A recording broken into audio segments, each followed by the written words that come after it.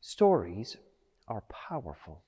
Through the skill of an effective storyteller, we can inhabit other places and times, experiencing perspectives and emotions far removed from our own. This connection fosters empathy, which last time I checked is a good thing, and helps us engage with people in situations we might otherwise struggle to understand.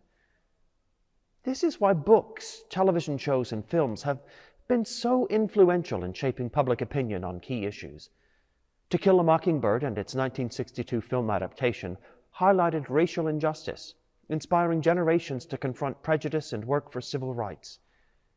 Similarly, the sitcom Will and Grace helped normalize LGBTQ+ relationships by portraying openly gay characters in relatable ways, shifting public opinion toward wider acceptance.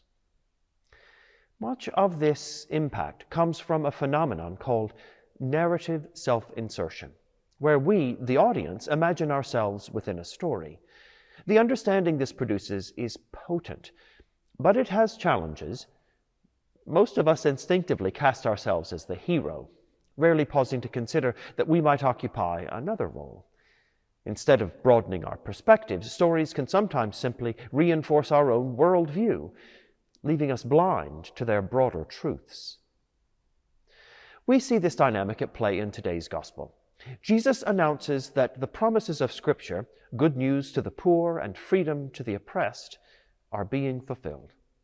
Those in the synagogue heard those words and recognized themselves, God's people awaiting liberation.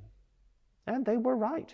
Jesus' words were for them, but not exclusively. This tendency to claim a narrative for oneself may help explain why people interpret Scripture differently. Recently, I have seen, you probably have too, varying perspectives on Jesus' promises and commandments. Folk are inserting themselves into the story, which makes sense. In a world shaped by uncertainty and division, people are searching for something that speaks to their struggles and fears.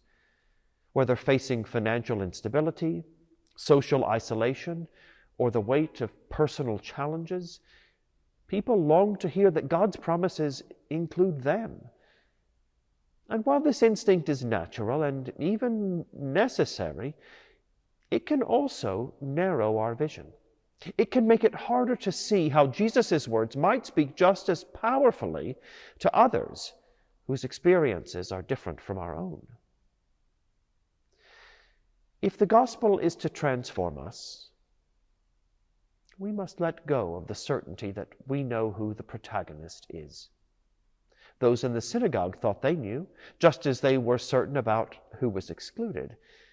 But Jesus challenged their assumptions, and he challenges ours as well. The challenge for all of us is to recognize that we may have placed people at the center of the story too narrowly. Today's gospel invites all seeking relief from poverty, fear, or despair, whether they are migrants fleeing violence or struggling families caught in cycles of addiction and economic instability, to receive God's rescue. People, no matter their perspective, long for the same kind of justice. The hope that their dignity will be recognized and their burdens eased. Jesus' words challenge us to recognize who else might need this. The moment we believe we know exactly where we fit into the story or who Jesus has come to save, we risk confining God's boundless power to our own perspective.